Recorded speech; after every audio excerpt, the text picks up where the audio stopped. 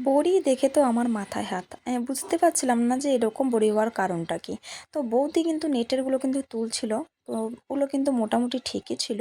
কিন্তু মাদুরেরগুলো কেন এরকম হলো আমি কিন্তু বুঝতেই পারছিলাম না। আমাদের বাড়িতে যে বড়িগুলো দেয়া হয় সেগুলো কিন্তু বেশ ফুলকো, ফুলকো হয় এবং খুব সুন্দর হয়। কিন্তু এইগুলো কেন হয়েছে আমার মাথায় তো হাত পড়ে গেছে। তো তোমরা তো বুঝতেই পারছো যে বড়িগুলো তোলার সময় কেমনভাবে বড়িগুলো কিন্তু বসে গেছে। মানে খুব সাবধানে কিন্তু তুলতে হচ্ছিল আমাদের। তো আমার তো ভীষণই দেখে কিন্তু ভীষণ মন খারাপ হয়ে গেছিলো যে কি করে এটা হলো। তো তোমরা দেখো ও তোলার সঙ্গে সঙ্গে কিন্তু কিছু বড়ি কিন্তু ভেঙেও যাচ্ছে।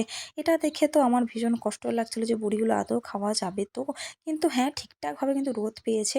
তো একদম মেঘলা ছিল না, যেহেতু রোদটা কিন্তু ঠিকঠাকভাবে পেয়েছিল আমার মনে হয় কি জল কম বা বেশি তার কারণে হয়েছে। তো তোমরা কমেন্ট বক্সে জানিও তো কেন হয়েছে। তবে হ্যাঁ, ১ম বার দিলাম, তো জানলাম, শিখলাম। তো নেক্সট টাইম আবার ট্রাই করব যে যাতে ভালো করা যায়। তো আমাদের বড়িগুলো তোলা কিন্তু কমপ্লিট। তার মধ্যে এইটুকুন বড়ি কিন্তু ভেঙে গেছে। তো কেন হয়েছে, কিসের জন্য হয়েছে জানি না। তোমাদের যদি জানা থাকে অবশ্যই কিন্তু কমেন্টে জানিও। বা